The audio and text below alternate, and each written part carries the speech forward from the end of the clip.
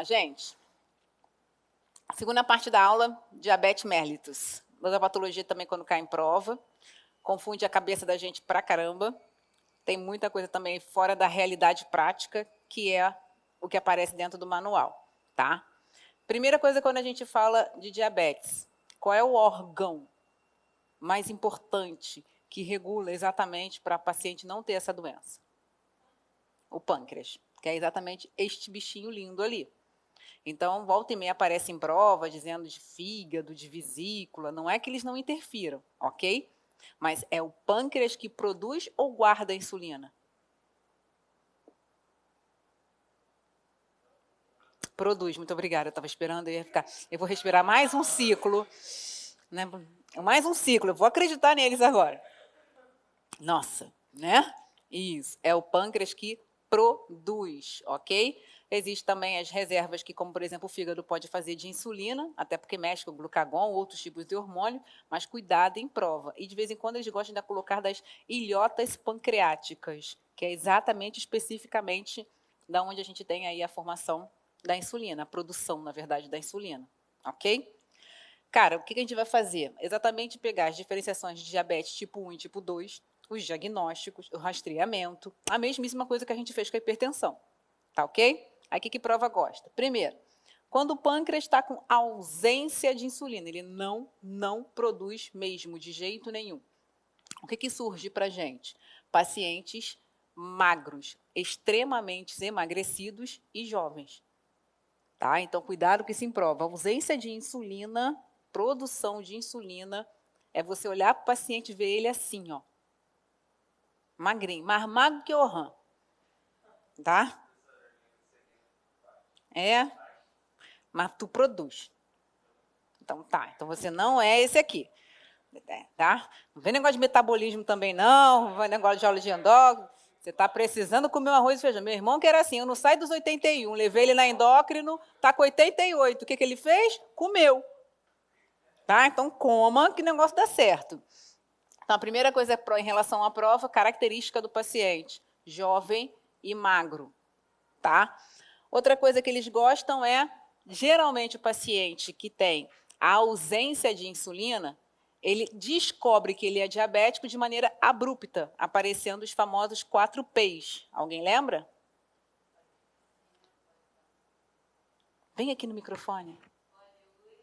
Poliúria, polidispepsia, perda de peso e polifagia, ok? Então, é abrupto, do nada. Ou seja, comparada à outra diabetes, é insidiosa. Por isso que a gente, às vezes, demora a descobrir também. Vou falar dos 4 P's lá na frente. E o que acontece? Existe a tal da quebra das nossas reservas energéticas. Todo mundo já sabe que é a questão da glicose e a gordura que fazem o nosso metabolismo fazer o quê? O nosso trabalho do dia a dia. A partir do momento que eu não tenho insulina, eu simplesmente deixo o açúcar acumular dentro da minha gordura.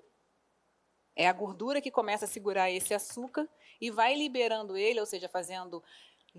Quebra não é um nome muito científico, né, de falar, mas eu também falar para vocês que ele vai fazer proteinólise vai complicar, mas é isso que ele faz umas quebras para ir liberando aminoácidos, liberando glicose, para poder tentar segurar a reserva daquele paciente. Só que o que acontece? É o pâncreas que deveria regular, e se o pâncreas não está regulando, com essas quebras de reservas aqui, começa a liberar formação de corpos cetônicos.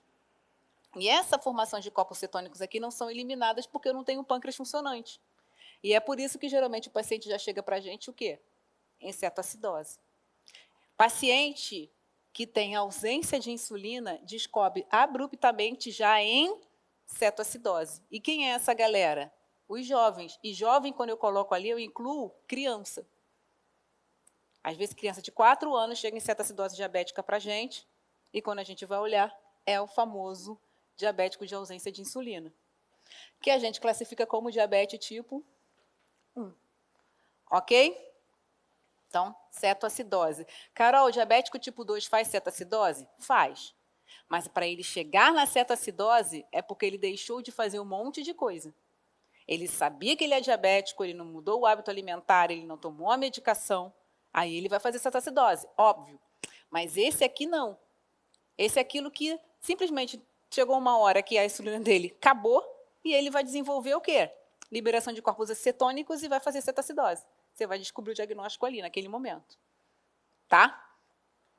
Tratamento tem que ser insulina. Se não tem, tem que dar. Não tem como fugir. E hiperglicemia, desidratação e acidose são os sinais e sintomas de cetacidose, quando a prova gosta de perguntar. Hiperglicemia por uma questão óbvia, está com ausência de insulina. A desidratação é celular, para vocês entenderem, relembrarem, não sei. Nós temos o intravascular, nós temos o intertício e nós temos a nossa célula.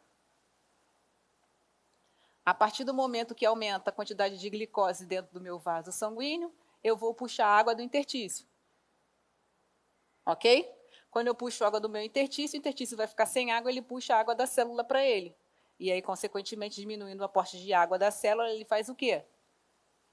A famosa desidratação. Por isso que um dos 4 P's é exatamente a polidispepsia. É a hora que a célula manda para o cérebro a seguinte frase: preciso de água.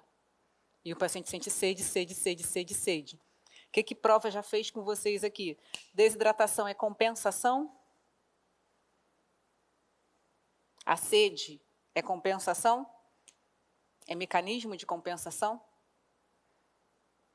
Ou é sinal de que a merda está acontecendo? É sinal, ok? Cuidado com esse negócio de, então está compensando, está te dando sede para compensar. Compensar o quê? Só compensa se tomar água, né, gente? Senão você continua com sede. E a acidose vem exatamente porque o nome está aqui, né? Cetoacidose, da liberação dos corpos cetônicos. O corpo fica completamente, extremamente ácido. E nesse caso aqui, vai fazer uma acidose metabólica, porque mexe com a parte metabólica, que é a glicose, e não a respiratória. Tá? Então, cuidado. O que prova faz com esse quadrinho com vocês? 500 perguntas. Diabetes tipo 1, ausência de insulina, tratamento insulina. Não tem NPH ou regular, a gente já vai discutir isso. Jovem magro, é a característica epidemiológica que tem. Início abrupto dos 4 P's. Mais uma vez, vamos lá. Sede, fome do caramba, muita vontade de fazer xixi e perda de peso ponderal. Cetacidose diabética é a complicação porque aparece exatamente da formação dos corpos cetônicos. E quais são os sinais e sintomas de cetacidose diabética? Hiperglicemia, desidratação e acidose. Foi? Pode. Quer que eu fique aqui assim? Não, né?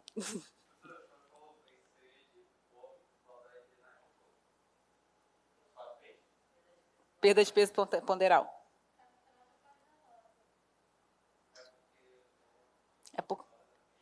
Aqui, ó. Quebra das reservas leva a perda de peso inexplicada. Estou o tempo inteiro quebrando, quebrando, quebrando, estou com o metabolismo completamente acelerado, não estou guardando nada para mim, eu vou emagrecer. A diurese osmótica é o que leva a poliúria. Ok? Puxei água aqui para dentro, quando diluir isso aqui, diurese osmótica. Está puxando. Glicose é um excelente osmol. Onde ela vai, ela puxa líquido. Desidratação celular, também expliquei para vocês aqui. Por isso a questão da sede. E a diminuição da glicose celular, que vai levar à polifagia. Tudo bem? Agora eu tenho deficiência relativa de insulina. Então, está faltando ou está deficiente? E aí, eu, geralmente, se eu não acompanho, vai ficando deficiente, vai ficando deficiente, vai ficando deficiente, a gente acaba vendo numa parte mais tarde da vida, não é? Por isso que, geralmente, 30 anos ou mais é bem diferente do jovem e magro. Ele é obeso e também, na maioria das vezes, tem história familiar positiva para diabetes tipo 2. Então, são duas características epidemiológicas completamente diferentes. Errar essa questão em prova é sacanagem. Não apresenta os 4 P's. Porque como ela é insidiosa, ela vem acontecendo, você até pode ter uma sedezinha, mas você nunca fica assim, deve ser daquele shoyu que eu comi no japonês, deve ser porque eu nem bebi água hoje, deve ser porque está frio, tá?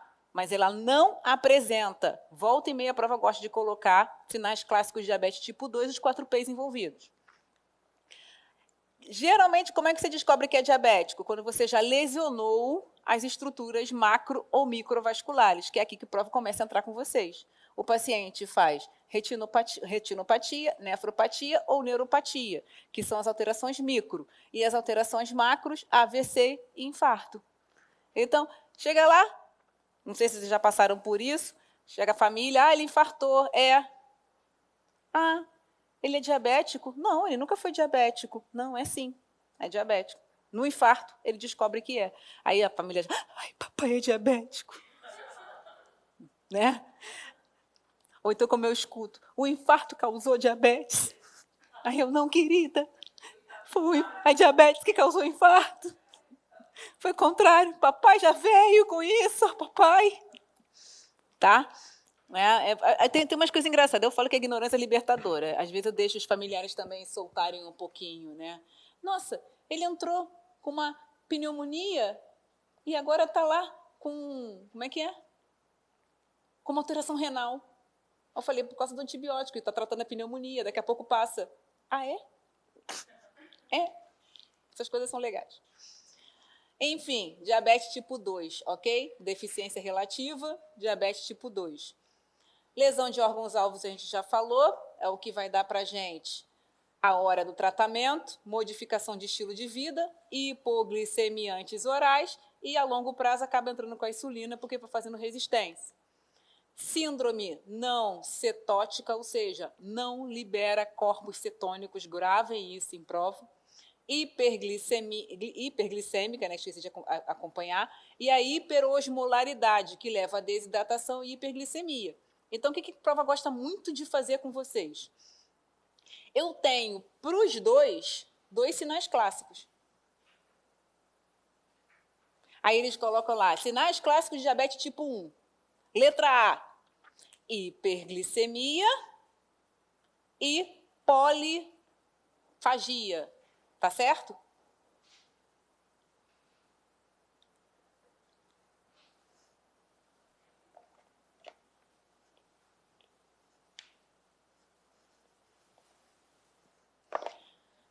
Sinais, nem vou botar os clássicos, vou complicar a vida de vocês. D, diabetes tipo 1. Letra A, hiperglicemia e polidispepsia. Letra B, hiperglicemia e desidratação. Letra C, desidratação e síndrome não cetótica hiperglicêmica. Deu para entender aqui?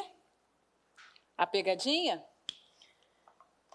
Isso aqui é sinal clássico, isso aqui é sinal clássico e isso aqui é sinal clássico. Tanto para 1 quanto para 2. Então, não gravem a história de hiperglicemia ajuda na hora dos sinais e sintomas para diabetes. Não, porque se ele estiver pedindo a tipo 1, você vai marcar hiperglicemia e desidratação? Não, porque ele é tanto para 1 quanto para diabetes tipo 2, tá ali, não é? Diabetes tipo 1 faz síndrome não cetótica? Não faz, ok? Mas faz polidispepsia? Faz, porque não apresenta os 4 P's. Entendeu o que a prova faz com vocês nessas brincadeiras? Ela usa os sinais clássicos de alteração hiperosmolar, desidratação e hiperglicemia, para embolar com os sinais que são específicos de cada grupo. Sim ou não? Tá bom, estou considerando esse sim horroroso que vocês acabaram de falar. Ué, gente? Tirou a foto, Hudson? Tira aí.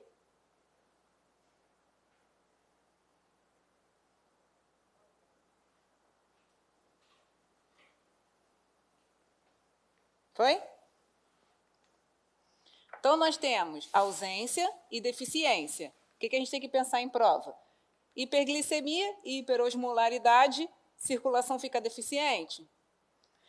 Glicose, vocês acham que é uma célula, não vai sair agora, um composto metabólico grande ou pequeno? Uma molécula larga, grande, ou ela é pequenininha? Ela é grande, enorme. Então, consequentemente, ela atrapalha a circulação. É como se ela fizesse um trombo ali no meio.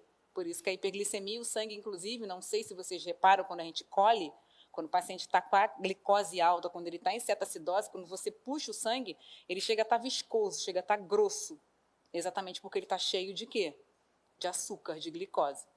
O problema é que quando ele tem a hiperglicemia e hiperosmolaridade, a circulação deficiente, ele começa a fazer problema de microvasculatura. E aí o sangue não vai passando, o sangue não vai passando, o sangue não vai passando. Como é que ele descobre que ele está diabético? Quando ele chega lá e fala assim, não estou enxergando direito, está estranho, vai no oftalmologista e olha o óculos e o óculos não se adapta. Entendeu? Por que, não sei se vocês, eu vou porque eu uso óculos, eu estou de lente, mas eu uso óculos. Na maioria das vezes eu sempre vou lá, tem aquele avaliação de pressão, aquela porcaria, aquele ventinho que eu nunca consigo ficar, 67 vezes eu fecho o olho. É hora de olhar a avaliação de retina. Por quê? Insidioso, eu já tenho mais de 30. E como o pâncreas vai trabalhando lentamente, e a gente também tem hábitos alimentares estranhos de vez em quando, o pâncreas pode fazer o quê? A famosa resistência insulínica. Ele começa com deficiência e depois ele começa a fazer resistência. Então, a gente vai descobrindo assim, ó. Outra alteração microvascular, infecções. Quando o corpo fica muito sangue, muito acumulado de glicose, ele não começa a trocar mais a toxicidade dele, não consegue liberar para o rim, por exemplo, para jogar ureia e creatinina fora. A bactéria passa. Quem é a bactéria que não gosta de um ambiente quentinho e seja açúcar? Não é? E aí ele começa a apresentar e chega para a gente com aqueles quadros de sepsis absurdas. Aí quando você olha, está lá, hiperglicêmico. Neuropatia, alterações o quê?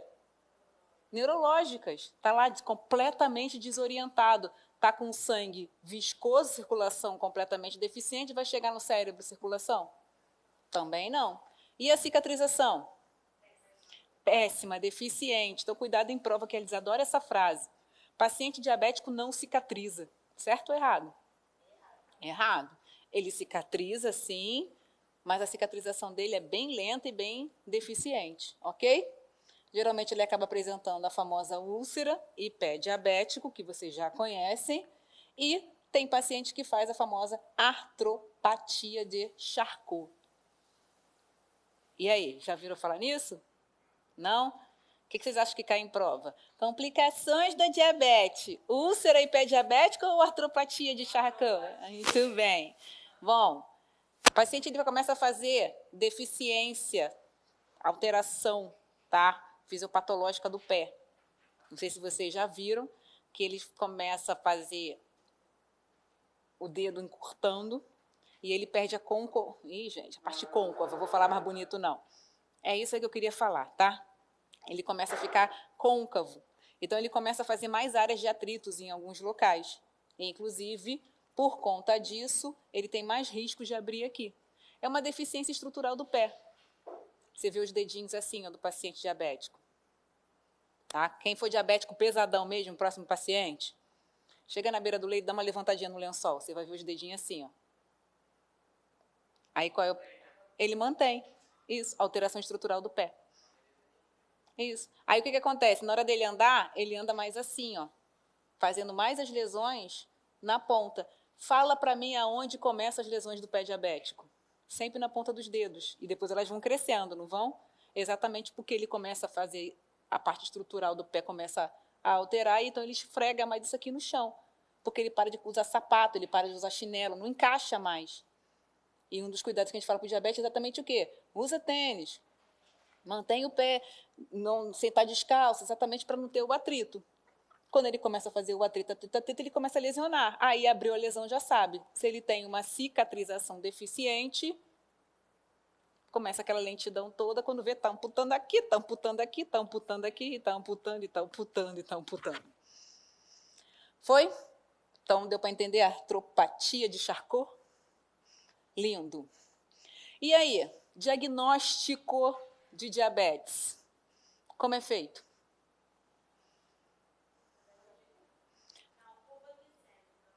Não sei. Eu gosto do fight. HGT, não, curva glicêmica. Tá? A gente tem que começar a olhar algumas coisinhas importantes para a hora da prova. A glicemia maior que 200 provoca lesão renal. Então, se eu já sei que a parte macrovascular e microvascular é o órgão, é a parte alvo que eu tenho que tratar, que é onde vai lesionar o açúcar, eu tenho que acompanhar muito bem através do xixi a procura de albumina e de glicose. Então, quando eu falo de glicemia maior de 200, dando lesão renal, é porque eu encontrei no xixi. Se eu encontrei no xixi, ele então está tendo diurese osmótica. O que significa diurese osmótica? Está saindo para lá. Tem tanta glicose que, como o açúcar ele é um osmol efetivo, aonde tem líquido ele vai, está saindo no xixi, porque xixi também é líquido. E qual é o risco em relação a isso? A nefropatia. Ok? Quando eu falo de nefropatia em prova, eu preciso que vocês entendam uma coisa. Diagnóstico. Por que eu fiz isso? Diagnóstico não é HGT, tá? HGT faz acompanhamento. Eu botei exatamente essa figura aqui para atentar vocês. Então, quando eu falo, de microvasculatura, de todas as principais aqui, ó, a neuropatia é a mais grave, porque é que me dá lesão renal. Então, eu acompanho o xixi do paciente. Se ele estiver apresentando glicose e baixa de albumina, significa que ele já está com a glicemia acima de 200, e isso é lesão renal. Foi? Então, tá bom. Ausência de insulina, deficiência de insulina, mantemos a mesma coisa, só que agora a gente veio para a parte macrovascular. Qual o problema da parte macrovascular? AVC e infarto, não é? E lembra que a gente falou de história de tipo 2? Indivíduos acima de 45 anos com indicação de rastreamento para quem é assintomático. Olha isso. Pré-diabético, história familiar, raça, etnia, mulheres, história de doença cardiovascular, hipertensão, colesterol alto, síndrome do ovário policístico, sedentarismo e acantose nigricans. O que cai em prova sobre isso? O rastreamento. Não estou preocupada com quadrinho, não. É que eu vou pegar esse quadrinho aqui e vou destrinchar com vocês aqui. Como é feito o rastreamento da diabetes? Primeiro, excesso de peso e IMC acima de 25. Qual é a parte boa? É o IMC mesmo que a gente trabalha na hipertensão? Sim, graças a Deus. Excesso de peso mais um dos seguintes fatores de risco. Eu tenho que rastrear. Então, só do meu pai ser diabético e eu estar gordinha, eu já tenho que fazer rastreamento. Deu para entender? Hipertensão arterial, 140/90, ou uso de antihipertensivo em adulto, eu já tenho que rastrear. Eu tenho que rastrear a história de diabetes gestacional ou recém-nascido com mais de 4 quilos. Eu tenho que rastrear a pessoa que tem alteração de colesterol. Eu tenho que rastrear a pessoa que tem obesidade severa. E a pessoa que tem acantoses nigricans. Quem é que vai cair em prova? Essa desgraça aqui. E o que é isso? Alguém tem uma tia daquelas que tem o pescoço mais manchado, escuro aqui, as axilas mais escuras assim, aqui entre as virilhas assim? Alguém tem? Sempre tem uma tia assim, né? Hiperpigmentação, né, que a gente fala. Mas não é depósito de quase que não sai, de açúcar mesmo, que já está indo para a pele e está escurecendo. Esteatose hepática. Também, porque trabalha com microvascularidade. Entendeu? Esteatose é uma doença. Acantoses nigricans é uma consequência. Entendeu? Aquelas manchas escuras em pescoço, sovaquinho. A gente vai andando na rua, a gente vê várias. Eu fico assim, quando eu olho, eu vejo assim, gordinha e toda manchadinha, eu falo, tu tá rastreando diabetes? Dá vontade, né? A gente fica assim, querida, quanto tempo você não vai no postinho? Mas uma pessoa magra pode ter isso? Pode. Basta ela ser diabética, como tipo 1. É raro ele ter, mas ele pode fazer. Síndrome de ovários policísticos também é fator de risco. História de doença cardiovascular e inatividade física. Sinceridade, o rastreamento não é mais fácil da diabetes do que da hipertensão? Agora, só cuidado com isso aqui adora aparecer em prova que ninguém lembra, de mancha na pele e tudo mais. Tá escrito. Galera acima de 40, a galera igual ou maior de 45 anos. Risco cardiovascular moderado. Ok? A partir de 45 anos, o diabético já tem risco cardiovascular moderado. Deu para entender? Quem é que dá mais problema em relação ao coração? A hipertensão ou a diabetes? Problema em relação ao coração? A diabetes. Gente, se você ter 45 anos ou mais, você já tem risco cardiovascular moderado se você for diabético. O hipertenso, ele pode fazer atividade física, ele pode viver na estratificação dele, fazendo risco baixo até os 70 anos. Eu conheço idosos de 70, 80 anos que têm risco baixo de hipertensão.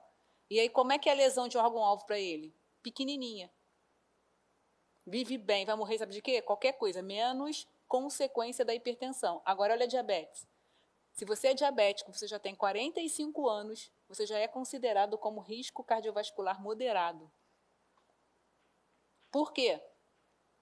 Porque a diabetes vem desde aquela infância, curtindo, subindo com açúcar, fazendo resistência insulínica, quando você chega aqui, ó, teu pâncreas já está deficiente. Deu para entender? É mais grave a diabetes do que a hipertensão. E envolve muito mais doença. Tá ok?